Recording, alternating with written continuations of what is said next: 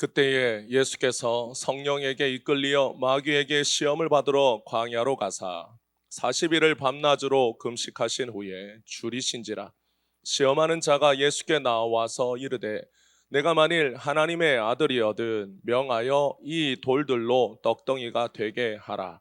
예수께서 대답하여 이르시되 기록되었으되 사람이 떡으로만 살 것이 아니요 하나님의 입으로 나오는 모든 말씀으로 살 것이라 하였느니라 하시니. 아멘. 할렐루야. 예수님이 우리의 삶의 구원자 되십니다. 여러분, 우리의 삶의 그 어떤 것도 주님의 역사가 아닌 것이 없는 줄 믿습니다. 여러분, 구원은 사람의 역사가 아니라 예수님의 역사입니다. 사람의 역사라면 예수님이 이 땅에 오실 필요가 없으신 거죠. 그런데 예수님이 이 땅에 와서 우리에게 구원을 선물로 주셨습니다.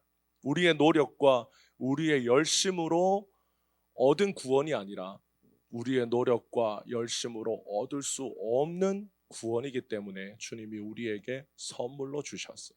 그래서 그 선물로 구원받은 우리는 구원을 나의 것이라 말하지 않고 예수님이 주신 선물이라 말하고 기뻐하고 즐거워하면서 신앙생활하는 겁니다. 우리의 노력과 열심으로 신앙생활하는 것이라면 신앙생활이 아니라 종교생활이고, 종교생활은 힘들고 어려운 거예요. 여러분, 모든 세상의 종교의 종교인들은 다 힘들고 어려운 고행을 합니다. 왜 고행을 할까요? 왜 수련을 할까요? 왜 깊은 산에 들어가서, 아니면 아무도 없는 수도원에 들어가서 평생 말도 하지 않고 거기에서 수행을 해요. 침묵하고 금식하고, 그리고 생쌀을 먹고 잠을 잘 자지 않고 그런 고행과 수행을 하는 이유가 뭘까요? 구원은 사람의 노력과 열심으로 이루어진다라고 믿기 때문입니다. 그런데 우리의 구원은, 기독교의 구원은 그렇게 말하지 않아요. 구원은 하나님의 선물이다라고 말합니다. 예수님의 선물이, 예수님이 자신의 생명을 희생으로 우리에게 주신 구원이 곧 선물입니다. 그래서 우리 기독교는 신앙생활을 고행이라 하지 않고 주님과 함께 누리며 기뻐하며 즐거워하는 것이 신앙생활입니다. 이 신앙생활로 여러분의 삶이 더 충만하시기를 주님의 이름으로 축복합니다. 우리가 어떤 일을 하기 전에, 중요한 일을 하기 전에 사람들은 항상 마음과 정신을 이렇게 준비합니다.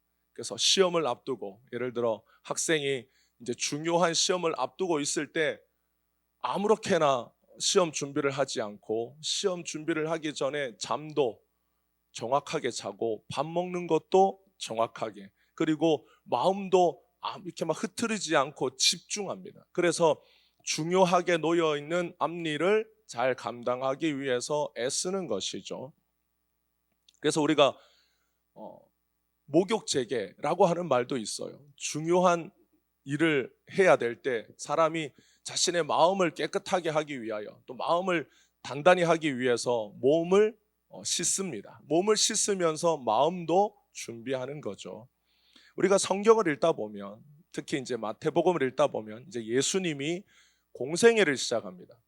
공생애라고 하는 것은 예수님이 구속 사역을 시작하신다라는 거예요. 이제 예수님이 내가 세상에 나아가서 세상을 구원할 구원자로 내가 공식적으로 세상에 자신을 드러내신 것, 그게 예수님의 사역의, 공생애 사역의 시작이에요.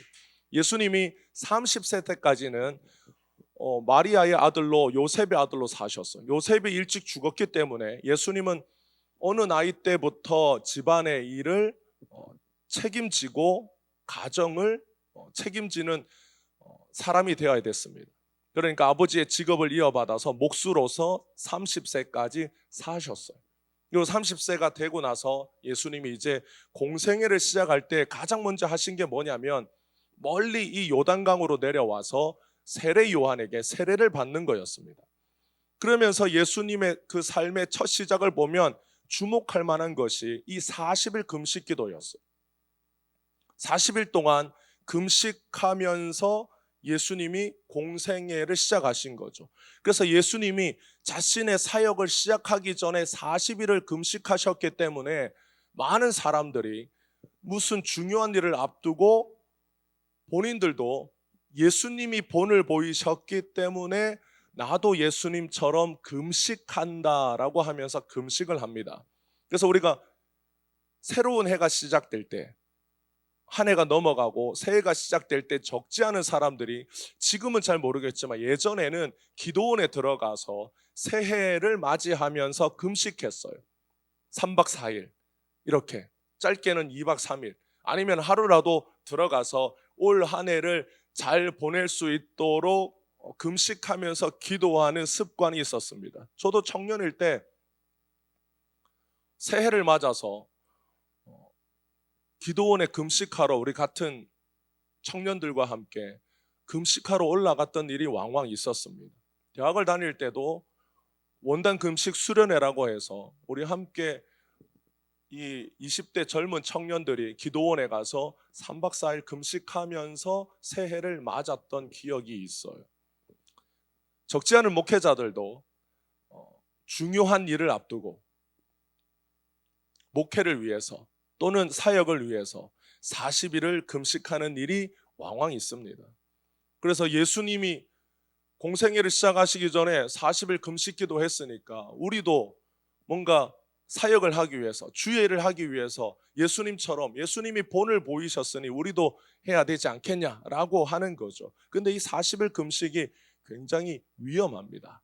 의외로 적지 않은 목회자들이 40일 금식을 하고 건강을 해치거나 심지어 목숨을 잃는 일도 있었던 거예요.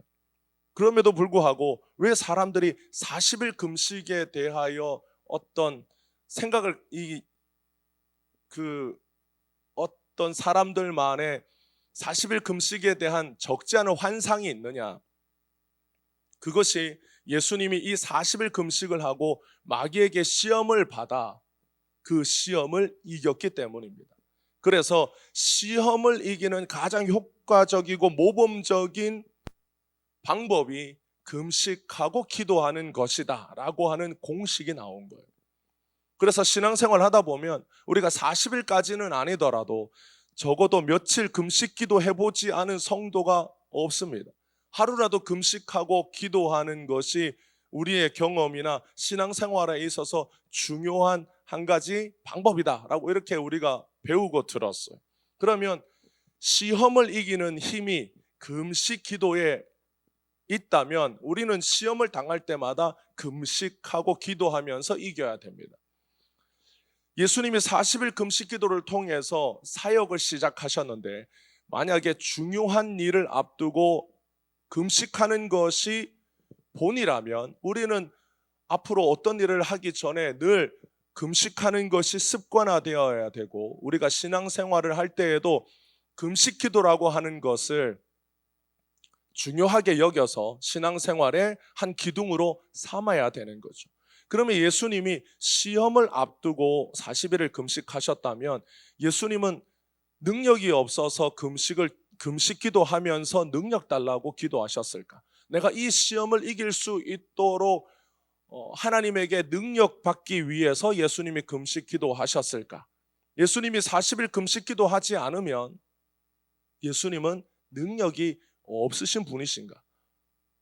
우리는 그래서 이 예수님의 40일 금식 기도를 보면서 예수님이 왜 하셨을까? 라는 생각을 해봐야 되는 거죠. 예수님은 하나님이 보내신 하나님의 어린 양입니다. 세례 요한이 예수님을 보고 보라, 세상 죄를 지고 가는 하나님의 어린 양이라고 정확하게 하나님이 깨닫게 해주셔서 예수님을 보고 그렇게 고백했어요. 어린 양은 구약에 보면 희생 제사를 드려 양을 잡을 때 그 양에게 그 양이 희생 제물로 드려지기 전에 항상 그 전 과정이 있었어요. 그래서 제사장이 와서 희생 제물로 드리는 그 동물의 머리 위에 손을 얹고 안수합니다. 그러면 제사 드리는 자의 죄가 이 동물에게 전가되는 거예요. 그래서 이 동물을 잡아서 하나님 앞에 희생 제사로 드립니다. 그러면 누가 이 동물에게 안수해야 되느냐? 누가 이 희생 제물에게, 이 어린 양에게 안수해야 되느냐? 제사장이 해야 돼요. 그래서 특히 대제사장은 이스라엘 백성 전체의 죄를 하나님 앞에 들고 대속죄일 날 그렇게 희생 제사를 드리는 거예요. 세례 요한은 대제사장 아론의 자손이, 사가랴가 아론의 후손이었고, 요한도, 세례 요한도, 그 요한이라고 하는 이름은 가문에는 없는 이름이었지만 천사가 이렇게 이름을 지으라고 하면서 사가랴 집안에 준 아들입니다. 그래서 요한은 대제사장 아론 계열의 자손이에요. 그래서 세례 요한이 예수님에게 세례를 베풀 때 예수님은 하나님의 어린 양으로 반드시 누구에게 안수받아야 되느냐? 대제사장에게 안수받아야 됩니다. 어떤 자격으로? 하나님이 보내신 어린 양으로 안수받아요. 왜 받느냐? 인간의 모든 죄를 이제 예수님이 전가받으시는 세례를 받는 것. 그래서 세례 요한이 예수님에게 세례를 줄 때 하나님의 성령이 요한을 감동해서 뭐라고 기도하고 예수님께 세례를 주느냐? 우리의 모든 죄를 당신에게 전가한다라고 세례를 베푸는 것. 그래서 예수님은 세례를 받으실 필요도 없고 예수님은 어떤 일도 하실 필요가 없지만 예수님이 이 땅에 오신 목적이 죄인을 구원하시는 일이었기 때문에 예수님이 죄인을 대신해서 희생 받으시는 어린 양으로 대제사장 자손인 요한에게 세례 받으신 거예요. 그래서 하나님이 왜 세례 요한을 광야로 보내셨는가? 예수님이 오셔서 이제 인간을 구원할 사역을 할 때 반드시 대제사장 계열의 제사장이 예수님에게 세례를 베풀어야 하기 때문에 세례 요한은 일찍이 아버지가 제사장이었고 그도 예루살렘 성전에서 사역해야 될 사람이었지만 하나님이 세례 요한을 그렇게 살도록 하지 않으셨어요. 그래서 그를 빼내어 광야로 보내셔서 광야에서 메뚜기와 석청 먹고 예수님 오실 때까지 거기에서 사역하게 하신 거예요. 그러면 이제 예수님이 인류의 모든 죄를 세례받아서 전가 받으셨어요. 그러면 이제 예수님이 곧바로 십자가에 죽으면 우리의 모든 죄가 다 용서받게 되는 것 아니겠습니까? 그러면 예수님이 인간의 죄를 전가받고 바로 십자가에 매달려 죽으면 예수님의 구원 사역이 완성되는 거예요. 그런데 예수님에게는 한 가지 시험이 남았어요. 그 시험이 뭐냐면 과연 예수님이 인류의 모든 죄를 다 짊어질 수 있는 자격이 있는지 없는지를 확인하는 시험입니다. 이 시험은 반드시 인간으로서 치러야 되는 시험이에요. 그러니까 예수님이 이 시험을 앞두고 자신의 어떤 신적인 능력으로 이 시험을 이기거나 인간으로서 이 시험에 실패하면 예수님은 우리의 구원자로 우리 인간을 대표하는 참된 인간으로서 시험을 통과하지 못하기 때문에 우리의 구원자가 될 수 없는 것. 그래서 예수님이 이 시험을 받기 위해서 성령께서 예수님을 이끌고 광야로 가십니다. 왜냐하면 이제 예수님이 구원자로 오셨는데 이분이 인간을 대표하여 참된 인간으로서 우리의 모든 죄를 전가받을 수 있는 분인가를 보여주는 것. 그래서 성령께서 예수님을 이끌고 광야로 가셨는데 누구에게 시험 받느냐? 마귀에게 시험 받습니다. 그럼 마귀가 나타나서 예수님을 시험하는데 마귀가 곧바로 나타나지 않았어요. 성령께서 예수님을 이끌고 광야로 가셨는데 광야로 가자마자 마귀가 나타나서 예수님을 시험한 게 아니라 마귀가 예수님을 광야에 40일 동안 내버려 둡니다. 그래서 예수님을 광야에서 40일 동안 굶겨요. 예수님이 광야에서 40일 동안 뭘 하셨느냐? 마귀가 나타나서 예수님 자신을 시험할 때까지 예수님이 이 40일을 기다리신 거예요. 광야에서 이 40일 금식은 예수님이 스스로 하신 게 아니에요. 내가 이제 시험을 받을 테니 내가 이 시험을 이기기 위해서 내가 광야에 가서 40일 동안 금식하며 기도해야겠다라고 가신 게 아니에요. 성경을 보면 성령께서 예수님을 이끌고 광야로 가셔서 시험 받기 위해서 가셨는데 마귀가 40일 동안 나타나지 않은 겁니다. 마귀는 일부러 예수님을 육체적으로 정신적으로 시험하기 위해서 예수님을 일부러 굶겼어요. 예수님께서 구원자가 될 수 있는 자격이 있는가 없는가를 시험하기 위해서 마귀는 예수님을 그냥 광야에 40일 동안 내버려 둡니다. 그리고 예수님의 생명이 위험해질 때까지 그 40일이 되었을 때 마귀가 나타나서 비로소 예수님을 시험해요. 그러니까 마귀는 언제 예수님을 시험했냐? 예수님의 육체가 극도로 약해졌을 때, 예수님의 정신이 아주 쇠약해졌을 때 마귀가 나타나서 시험합니다. 그래서 내가 만일 하나님의 아들이거든, 네가 능력이 있으면 이 돌을 떡덩이가 되게 하라고 예수님을 유혹한 거예요. 예수님의 금식은 성령께서 하라고 시킨 것도 아니고 예수님이 하겠다고 한 것도 아니고 마귀가 예수님을 시험하기 위하여 40일을 굶긴 거예요. 죄인을 구원하기 위해서 이 땅에 왔다고 하는 그 예수를 육체적으로 가장 약한 상태로 만들어서 정신적으로 가장 힘들게 만들어서 죄인을 구원하기에 자격 없는 자로 만들기 위해서 마귀가 예수님을 40일을 굶긴 겁니다. 그게 예수님이 광야에서 40일을 금식하신 것. 그런데 구약에 보면 출애굽기에 모세가 하나님이 부르셔서 시내 산으로 올라가요. 시내 산에 올라가서 성경에 보면 모세가 시내 산에서 40일을 먹지도 않고 마시지도 않고 40일을 시내 산에서 하나님과 함께 보냅니다. 그때 모세는 먹지도 않고 마시지도 않았지만 힘들지 않았어요. 왜냐하면 하나님께서 모세가 먹지도 않고 마시지도 않아도 모세가 충분히 하나도 힘들지 않도록 하나님이 다 그의 육체와 그의 모든 것을 돌보셨기 때문입니다. 그러니까 모세는 시내산 위에서 안 먹었어도 배고프지 않았어요. 마시지 않았어도 목마르지 않았어요. 하나님이 모세를 철저하게 영육간에 돌봐주셨기 때문입니다. 그런데 예수님의 이 40일은 예수님이 하나도 힘들지 않고 어렵지도 않고 예수님이 가지고 계신 능력으로 자신을 보호하신 게 아니에요.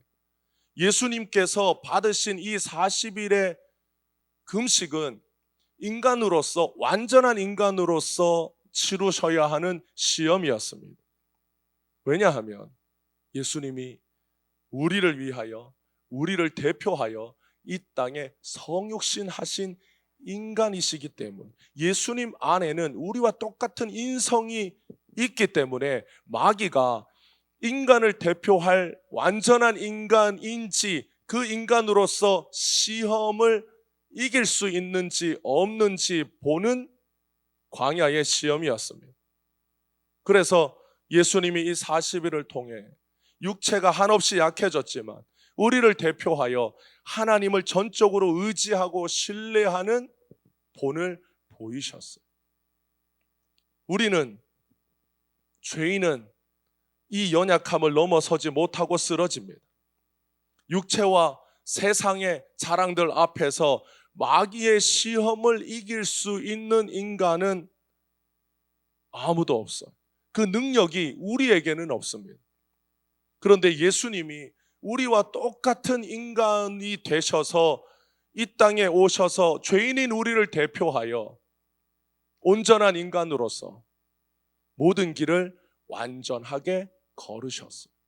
그래서 예수님이 우리를 대신할 수 있는 겁니다. 그래서 예수님이 우리 인간을 대표하실 수 있는 거예요. 그래서 예수님이 우리의 죄를 대신 전가받고 그분이 우리 대신 죽으실 수 있는 겁니다. 여러분, 시험은 금식을 한다고 해서 이길 수 있는 게 아니에요. 마귀의 시험은 금식으로 이기지 못합니다. 세상의 모든 종교는 다 금식이 있어요. 그러면 금식의 능력이 있다면 세상의 모든 종교인들이 금식하면 그들도 마귀의 시험을 이길 수 있다라는 거예요. 그러나 하나님의 아들이신 예수님을 의지하는 자에게 시험을 이길 수 있는 힘이 주어집니다. 왜냐? 마귀의 시험을 이길 수 있는 온전한 인간은 오직 예수님 한 분밖에 계시지 않기 때문에, 예수님은 이 땅에서 하나님의 아들이라고 불리셨지만 예수님은 그 본체가 하나님이십니다.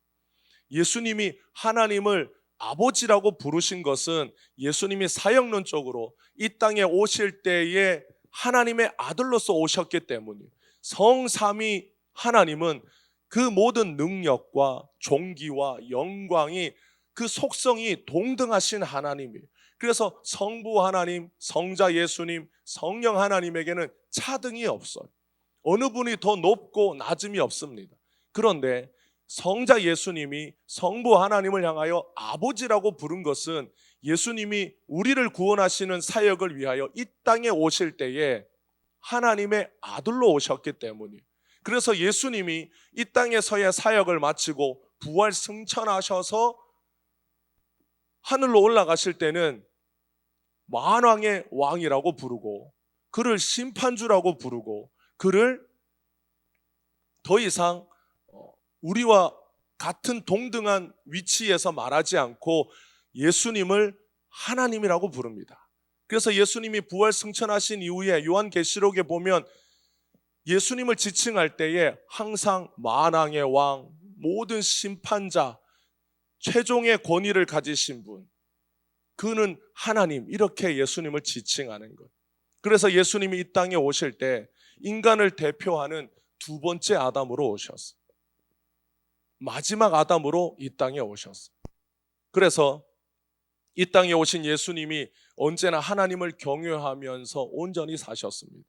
그래서 로마서에 보면 그가 첫 번째 아담은 먹어서 하나님의 말씀을 어김으로 죄를 짓고 실패했지만, 두 번째 아담으로 이 땅에 오신 예수님은 하나님의 입에서 나오는 모든 말씀으로 사시는 분이시기 때문에 모든 말씀을 지키시는 그 예수님의 의를 자신을 믿는 죄인에게 전가해 주시는 거예요.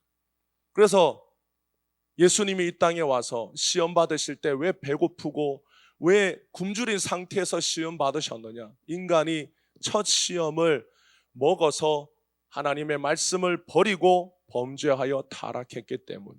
그래서 예수님이 사람은 먹는 것으로 살지 않고 하나님의 말씀으로 산다라고 예수님이 마귀의 첫 시험에 대답하신 거예요.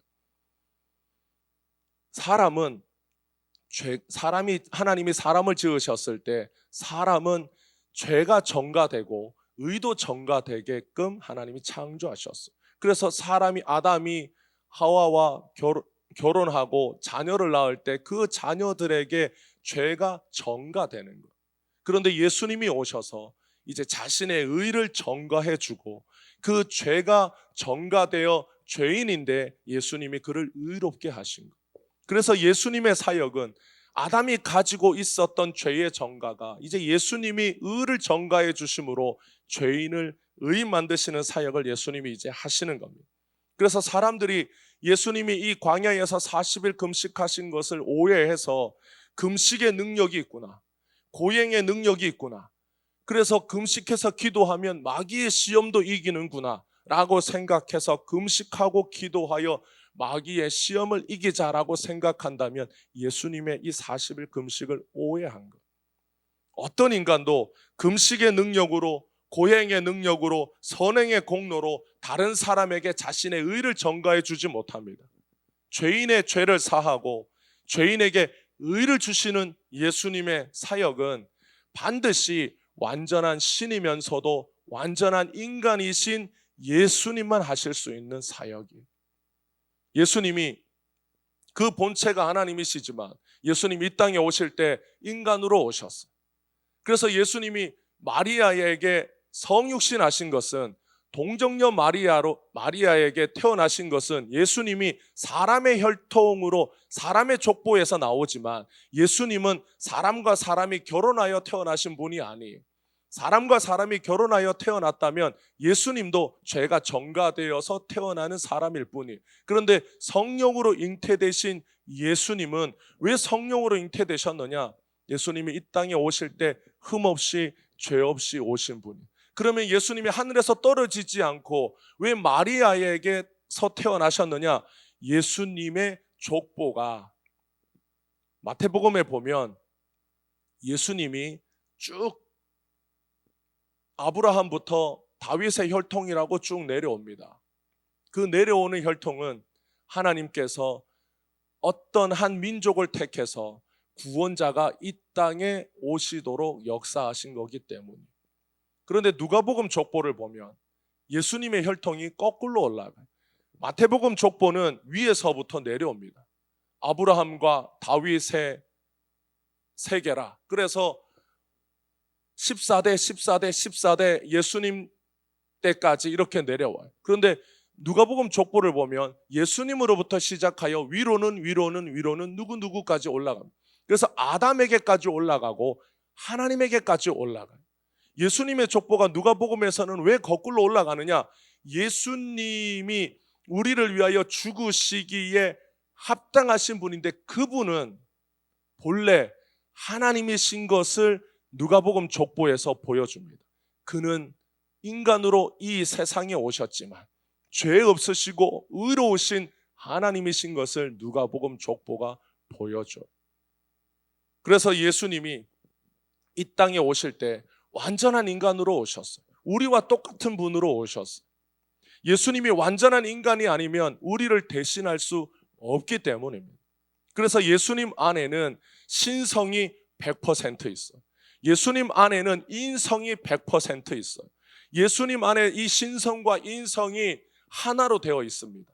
예수님의 신성이 예수님의 인성을 장악하지 않아요. 예수님 안에는 완전한 인간이면서도 완전한 신이신 그 속성이 예수님 안에는 온전히 있습니다.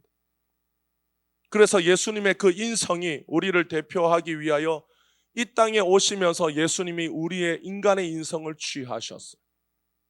그래서 예수님이 이 땅에서 여러 가지 어려움과 고난을 당할 때 우리와 똑같은 마음을 가지고 계셨기 때문에 예수님도 슬프셨고 예수님도 부끄러움을 느끼셨고 예수님도 마음의 답답함을 느끼셨어요.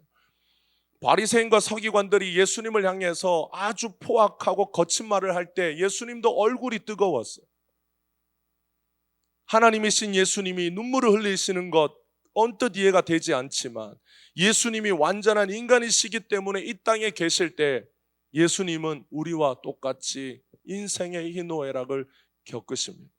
우리를 대신하여 십자가에서 하나님의 심판을 받아야 되는 것을 느끼신 예수님의 심정은 욥기를 보면 예수님의 그 깊은 한숨과 예수님의 그 답답함과 예수님의 괴로움과 예수님이 그 하나님의 심판 앞에서 두려워하는 예수님의 심정이 욥기 안에 들어있어요.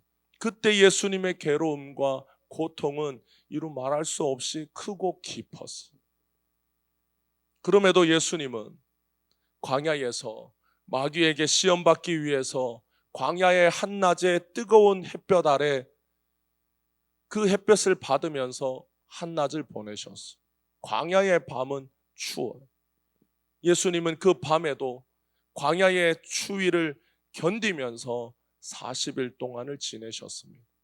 우리를 구원하시기 위하여 우리가 받아야 되는 시험, 우리가 받아서 실패한 시험, 아담이 마귀에게 받은 시험, 그래서 아담이 그 시험에 실패하여 하나님을 버리고 범죄했던 그 인간의 역사를 이제 예수님이 오셔서 그 시험을 받고 그 시험을 통과하기 위하여 예수님은 한낮에는 뜨거운 태양을 견디고 한밤에는 추운 공기를 견디면서 40일을 기다리셨습니다. 광야에서 먹지 못하고 기다리셨어요. 그래서 예수님이 이 시험과 고난을 견디셨기 때문에 구원을 위한 우리의 시험과 고난이 면제된 거예요. 어떤 인간도 너희가 구원을 받기 위하여 이 시험을 통과해야 된다라고 하나님이 우리를 시험하지 않습니다. 너희가 이 구원을 얻기 위하여 이 고난은 견뎌야 된다라고 하나님이 우리에게 고난을 통하여 구원을 시험하지 않아요. 여러분, 구원은 고난이나 시험을 견뎌야 통과하는 게 아니라 구원은 무엇입니까? 구원은 선물이에요. 구원은 예수님을 믿는 자에게 주시는 하나님의 선물입니다. 그래서 우리 중에 누구도 고난을 통과하여 구원을 얻은 자가 없고 시험을 통과하여 구원을 얻은 자가 없어요. 다 예수님을 믿음으로 구원을 선물로 받았어요. 왜 그렇습니까? 예수님이 우리 대신 구원을 위한 시험과 고난을 다 감당해 주셨기 때문에 우리는 면제된 거예요. 우리가 세상을 살면서 시험을 받는다, 고난을 받는다라고 말하는 것은 우리가 신앙생활을 하면서 우리의 어떤 신앙의 단계 때문에 받는 것이지 우리의 구원과는 상관이 없는 거예요. 우리의 구원은 예수님이 고난 받으시고 시험 받으심으로 우리의 고난과 시험은, 구원을 위한 고난과 시험은 다 면제됐어요. 예수님이 마태를 부르셨는데 이 마태복음의 저자 마태의 직업은 세리였어요. 그래서 예수님이 마태를 제자로 부르셨어요. 그래서 세리라고 하는 이 직업을 이제 그만두고 예수님을 따르는 길을 갈 때 마태가 자기 세리의 직업을 청산하면서 자기 친구들을 다 불렀습니다. 세리였으니까 친구들이 누구였겠어요? 세리였어요. 그래서 자신의 동료들을 불러서 예수님과 함께 파티를 했습니다. 마태복음 9장에 보면 이 마태가 자기 집에서 동료들을 불러서 파티한 모습이 나와요. 그 모습을 누가 봤느냐? 바리새인도 봅니다. 그래서 예수님의 제자들에게 이 바리새인들이 물어요. 어찌하여 너희 선생은 세리와 죄인들과 함께 먹느냐? 마태복음 9장 11절에 보면 예수님이 마태와 그 동료들, 세리들과 함께 파티하는 걸 보면서 바리새인들이 야, 너희 선생은 왜 세리들과 함께 먹고 마시냐? 예수님이 이 말을 들으시고 건강한 자에게는 의사가 쓸데없고 병든 자에게라야 쓸데있다라고 말합니다. 예수님이 이 땅에 오신 목적은 병든 자를 위하여 오셨어요. 즉 예수님은 이 땅에 죄인을 위하여 오셨어요. 의인을 위하여 오신 것이 아니라 죄인을 위하여 왔어요. 그런데 이 땅에 의인은 한 사람도 없어요. 로마서에 이 땅에 의인은 없나니 하나도 없다고 말합니다. 예수님이 이 땅에 오신 것은 죄인을 위하여 왔는데 내가 스스로 자칭 의인이라고 하는 사람은 있지만 예수님의 기준으로 의인은 이 땅에 한 명도 없어요. 자칭 의인이라고 말했던 바리새인들은 스스로를 의인이라고 생각했습니다. 그래서 사람을 나눴어요. 자신들의 행위를 기준으로 죄인, 의인으로 나누신 것. 그런데 예수님이 이 땅에 오신 목적은 내가 병든 자를 위해서 왔다. 내가 죄인을 위해서 왔기 때문에 죄인들과 함께, 너희들이 말하는 죄인들과 함께 먹고 마시는 게 당연하다라고 예수님이 대답하신 거예요. 그런데 그 뒤에 보면 이제 요한의 제자들도 예수님을 찾아와요. 요한의 제자들도 예수님을 찾아와서 뭐라고 말하냐면 우리와 바리새인들은 금식하는데 왜 예수님의 제자들, 당신의 제자들은 금식하지 않습니까? 라고 물어봐요. 그러니까 예수님이 또 그들에게는 혼인집 손님들이 신랑과 함께 있을 때에 슬퍼할 수 있느냐? 그러나 신랑이 빼앗길 날이 이르리니 그때에는 금식할 거다라고 예수님이 이런 대답을 합니다. 요한의 제자들은 금식했어요.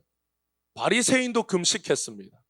금식은 일주일에 화요일, 목요일 2번 공식적으로 금식합니다. 왜 금식하느냐? 자신의 경건을 위해서 금식해. 그래서 유대인들에게 금식이란 죄의 회개와 관련이 깊었어요. 누구도 기쁜 날 금식하지 않았어요. 기쁜 날은 먹고 마시고 즐거워하지, 아무도 혼인집 잔치에 가서, 명절에 가서 저는 금식합니다 라고 하는 사람은 자신의 의의를 드러내는 사람이지, 여러분 명절에는 가족들과 함께 먹고 마시고 즐거워해야지 명절이라고 저는 명절날 금식합니다. 그래서 가족들 다 밥도 먹고 즐겁게 먹는데 혼자 굶고 있으면 다른 가족들은 어떻게 되는 거예요? 그런 사람은 금식이 뭔지를 모르는 거예요. 금식이 자기의 의를 드러내는 수단인 거예요. 바리새인도 그랬어요. 바리새인도 자신의 의를 드러내기 위한 방법으로, 경건을 드러내는 방법으로 금식했습니다. 그래서 예수님이 혼인집 손님들은 신랑과 함께 있을 때 슬퍼하지 않는다, 금식하지 않는다, 신랑과 함께 많이 먹고 많이 마시고 기뻐하고 즐거워하지 않냐. 그래서 예수님이 왜 금식하지 않는지에 대하여 대답해 주셨어요. 예수님이 오셨기 때문에, 죄인을 구원할 구원자가 오셨기 때문에, 그분 앞에 오면 이제 더 이상 죄를 회개하기 위한 금식도 필요 없고, 그분이 이 땅에 오셨기 때문에 더 이상 죄를 없애기 위하여 고행을 할 필요도 없고, 예수님에게 오기만 하면 그 죄가 용서받기 때문에 이제 예수님이 금식할 필요가 없는 이유를 가르쳐 주셨어요. 예수님이 오셨기 때문에. 그래서 하나님의 아들이신 예수님이 우리의 신랑이 되고 죄인을 신부 삼으시기 위하여 이 땅에 오셨어요. 그래서 이제는 누구도 자기의 죄를 회개하기 위하여 금식하는 게 아니라, 죄를 회개하려면 누구에게 가야 합니까? 예수님에게 가야 하는 거예요. 그 전에 사람들은 자기의 죄를 씻기 위하여 회개했어요.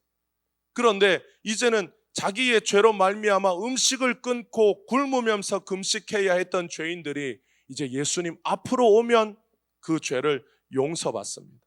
유대인들이 금식해야 했던 이유와 목적이 예수님 때문에 사라졌어요. 유대인들은 로마의 속국이 되면서, 식민지가 되면서 나라를 빼앗긴 것이 저 세리와 창녀와 죄인들의 죄 때문이라고 생각하고, 그들의 죄를 씻어야 하고 그들이 금식해야 되고 그들 때문에 나라가 망했다라고 금식하면서 죄인들을 정죄했어요. 여러분, 신기한 것은 금식하면서 의로워진 사람들은 죄인을 정죄합니다. 바리새인들은 자기들이 금식하면서 금식한 그 의로움으로 누구를 정죄했느냐? 예수님 앞에 와서 세리였던 마태의 친구들인 세리, 그리고 그 자리에 자기들이 볼 때에 더럽고 추한 죄인들, 그들을 정죄했어요. 참된 금식은 죄인을 정죄하지 않아요. 금식은 죄를 씻어주지 못합니다. 만약에 금식이 죄를 씻는다면 세상의 모든 종교는 다 스스로 죄를 씻을 수 있는 종교예요.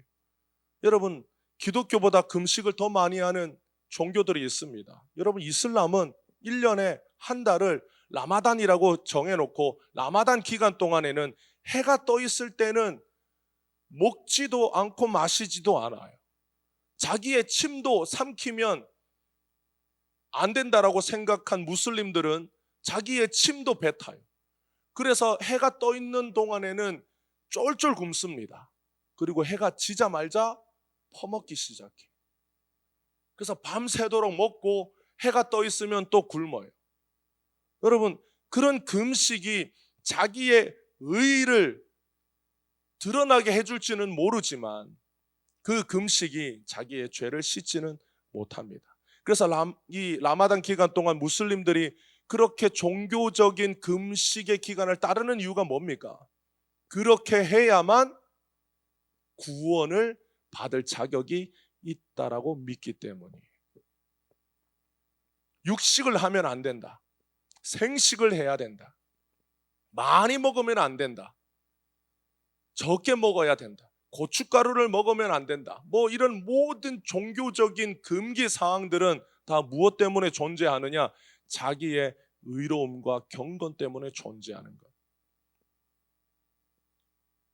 그런데 죄인들이 이처럼 금식하는 이유와 목적, 자기를 깨끗하게 하고 싶고 자기의 죄를 씻고 싶고 자기가 더 의로워지고 싶고 더 경건하고 싶기 때문에 사람들이 금식하고 고행하던 그 길이 이제 예수님이 오셔서 다 끊으신 것, 그 이유가 다 사라진 겁니다. 그래서 예수님을 믿는 사람은 죄를 해결하기 위하여 금식하지 않아요. 죄를 용서받기 위하여 금식하지 않습니다. 죄를 용서받기 위해서 예수님 앞에 가야 합니다. 예수님이 40일 광야에서 금식하신 것은 마귀의 시험이었어요. 예수님이 마귀를 이기기 위하여 금식하신 게 아니에요. 마귀가 예수님을 더 힘들게 하고 괴롭게 하기 위하여 40일을 굶긴 거예요. 성도의 능력은 금식에 있지 않습니다. 성도의 능력은 어디에 있습니까? 예수님에게 있어요. 성도는 내가 얼마나 많이 금식했느냐로 평가되는 존재가 아니라 내가 예수님을 얼마나 사랑하느냐가 성도의 기준이에요. 우리가 금식해야 될 이유가 있다면, 만약에 우리가 금식을 할 필요성이 있다면 그것은 내가 예수님을 사랑하지 않는 자신을 주님께서 불쌍히 여겨달라고 기도할 때 금식해야 될 필요성이 있습니다. 예수님을 위해서 살지 않는 나를 불쌍히 여겨달라고 간절하게 기도하고 싶을 때 우리는 금식할 수 있어요. 초대교회 성도들도 성경을 보면 금식했어요. 금식하고 기도했습니다. 누군가를 안수해서 파송할 때 초대교회 성도들이 금식하면서 주님 앞에 기도했습니다. 그때 그들이 금식하면서 기도했던 내용이 뭐냐? 자신들이 파송하는 이 사람들에게 능력 달라고 금식하며 기도한 게 아니에요.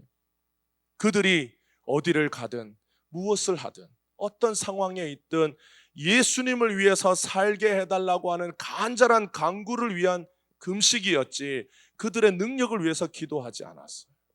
여러분, 우리가 한 가지 오해하는 것이 베드로가 잡혔을 때 초대교회 성도들이 모여서 다 함께 밤새도록 기도합니다. 그때 베드로는 반드시 죽을 운명이었어요.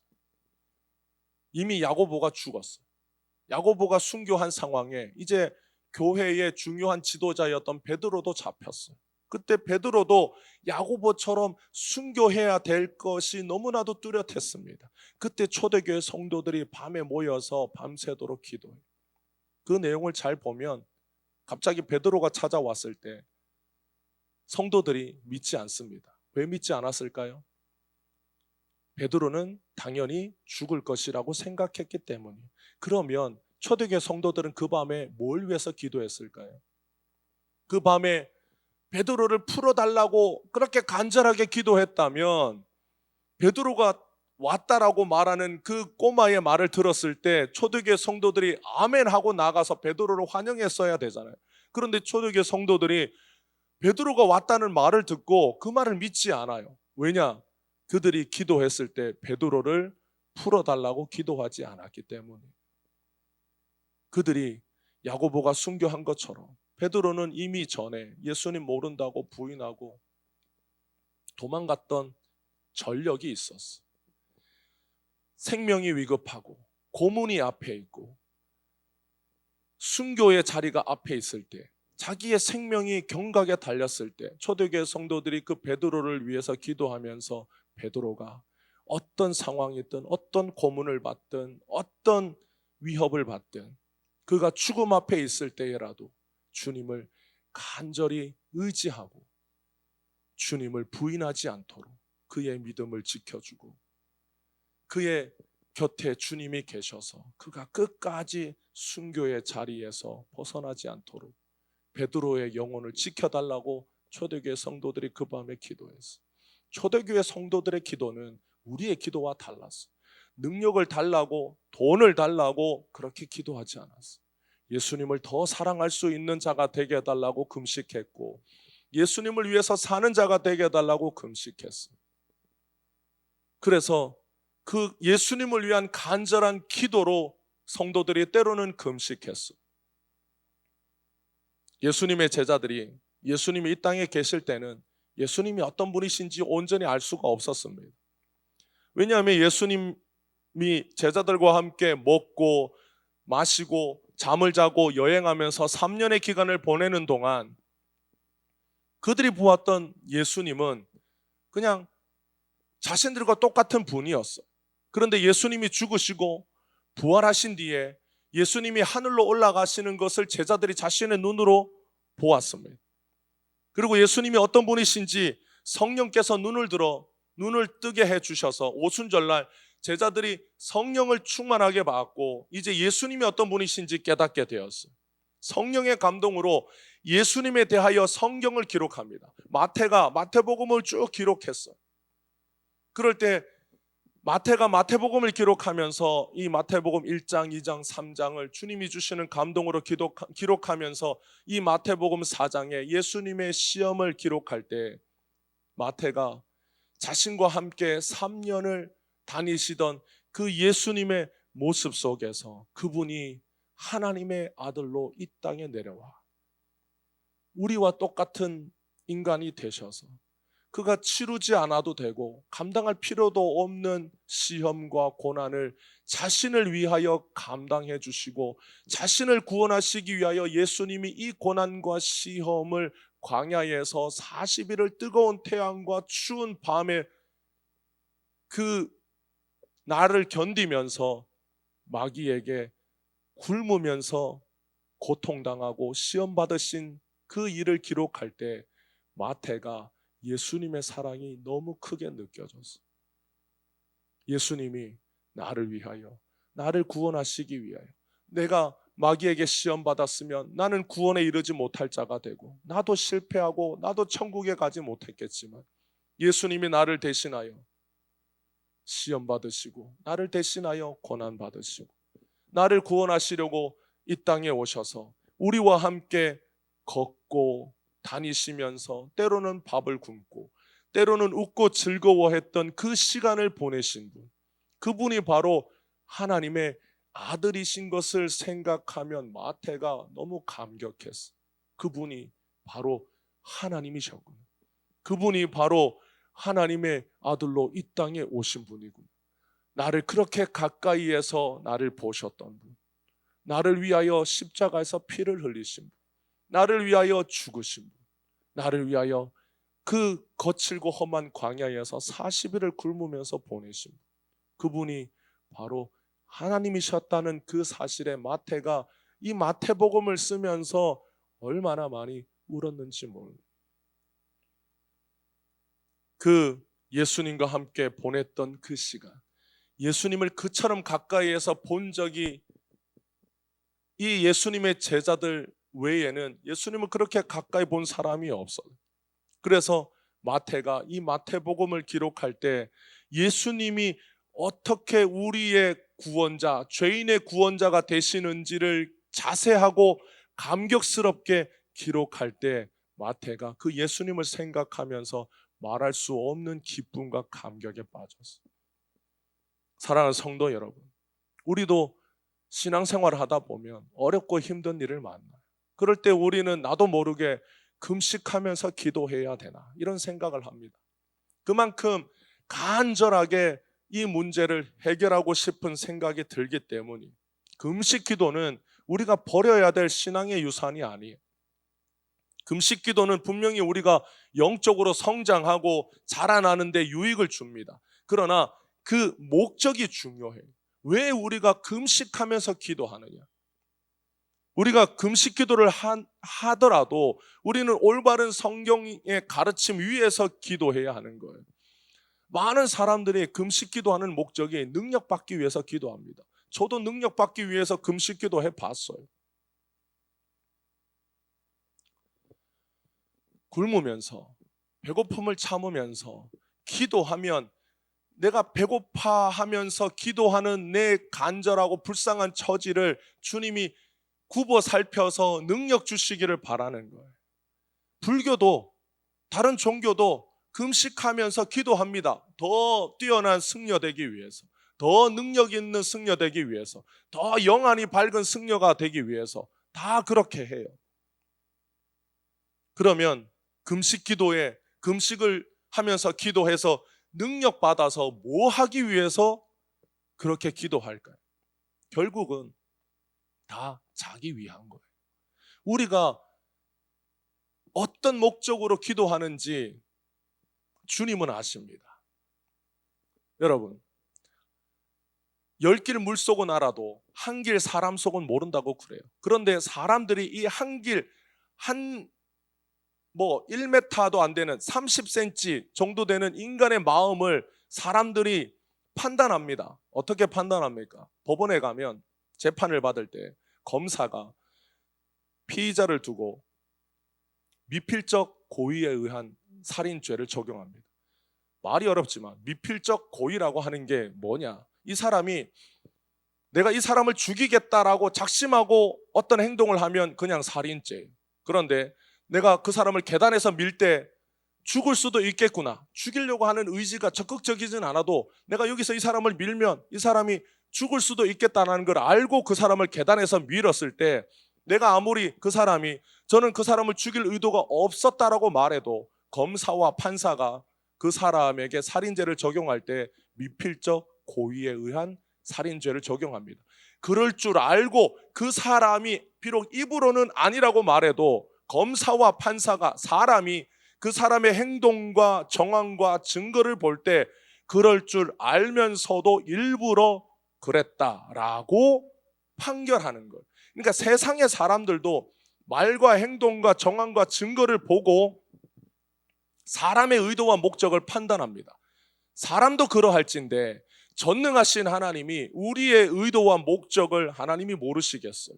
우리가 아무리 금식하면서 기도할 때 주님을 위한다라고 생각하고 주님을 위해서 능력받기 원한다 말하고 주님 나라 위해서 내가 부자 되기 원한다 말하고 주님 나라 위해서 내가 성공해야 된다라고 말하지만 그 우리를 지으시고 창조하신 하나님이 우리의 목적과 우리의 동기와 우리의 본심을 주님이 왜 모르시겠습니까?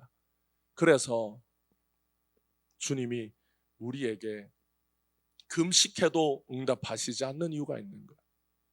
그래서 응답하시면 우리가 원하는 대로 되면 반드시 우리가 하나님을 등지고 떠날 것을 아시기 때문에 하나님이 우리의 영혼을 불쌍히 여겨 우리가 원하는 대로 응답하지 않는 것. 주님이 우리의 영혼을 살려 구원에 이르도록 하시기 위하여 주님께서 때로는 우리의 기도에 응답하지 않고 때로는 우리가 기도하지 않은 것을 응답해 주시고 이끌어 주심으로 우리의 영혼이 구원의 길에서 벗어나지 않도록 주님이 돌봐주시는 겁니다. 예수님은 능력을 위해서 시험 이기게 해달라고 금식 기도하신 적이 없어요. 우리에게 금식하라고 가르치신 적도 없습니다. 왜냐하면 전통적으로 금식하던 이유가 예수님 때문에 다 사라졌기 때문이에요. 예수님은 자신의 성도에게 금식과 고행을 강요하지 않아요. 여러분, 어떤 신랑이 자기 신부에게 금식하고 고행하라고 요구하는 신랑이 어디 있어요? 신부가 자기야, 나 너무 살이 찐 것 같아. 드레스가 안 맞을 것 같아. 그래도 신랑이 그 신부를 보고 아니라고, 이쁘다고, 아름답다고, 내 눈에는 제일 이쁘다라고 그렇게 말하는 신랑이 정상이죠. 좀 찐 것 같은데 좀 빼야 되겠는데 오늘부터 금식이야 라고 말하는 신랑은 없다라는 거죠. 어떤 신랑도 자신의 사랑을 얻기 위한 자격을 주기 위하여 그 신부에게 고행과 수련을 요구하지 않아요. 예수님은, 신랑 되신 우리 예수님은 더럽고 추한 죄인이지만 자신의 신부 삼으셔서 너희가 이 고난과 수행을, 이 수련을 거쳐야 된다라고 우리에게 요구하지 않습니다. 왜냐하면 예수님이 그 모든 걸 우리 대신 감당하셨기 때문에. 그럼에도 불구하고 우리는 신앙생활 하다 보면 주님 주시는 마음으로 금식할 때가 있어요. 어느 때냐?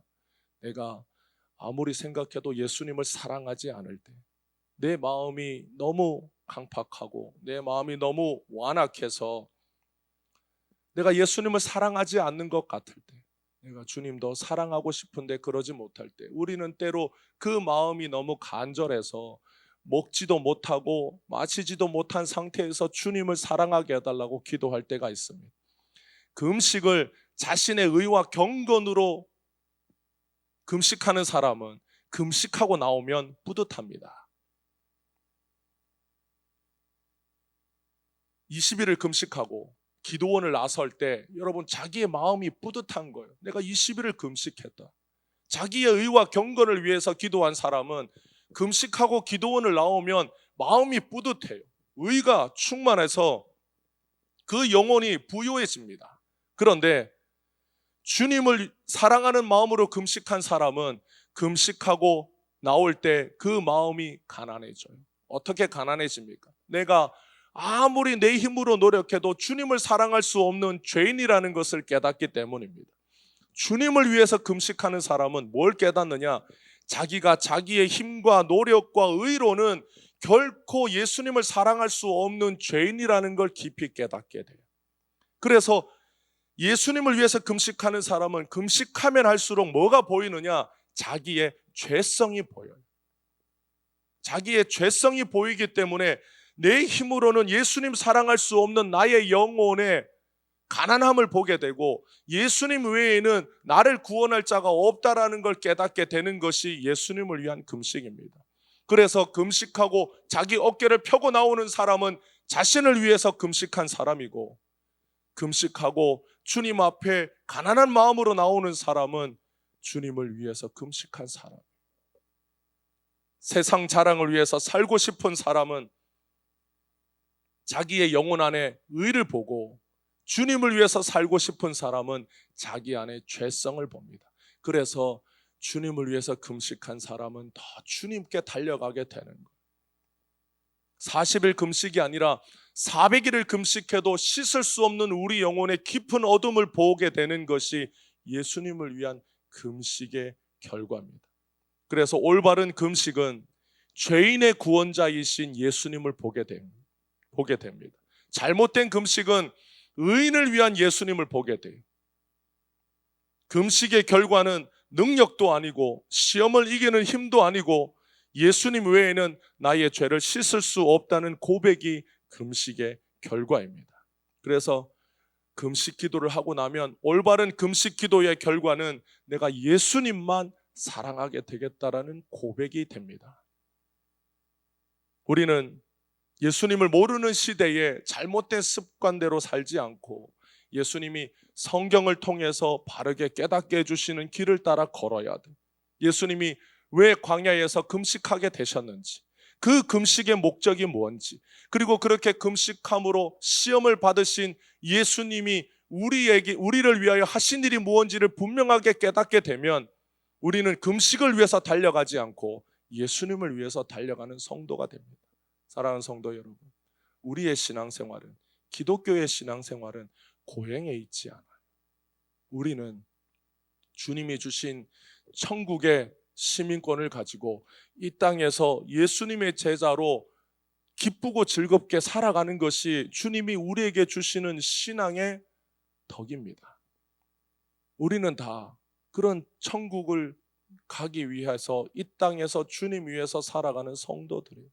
여러분의 삶에 예수님이 주신 이 기쁨이 가득하시기를 축복합니다.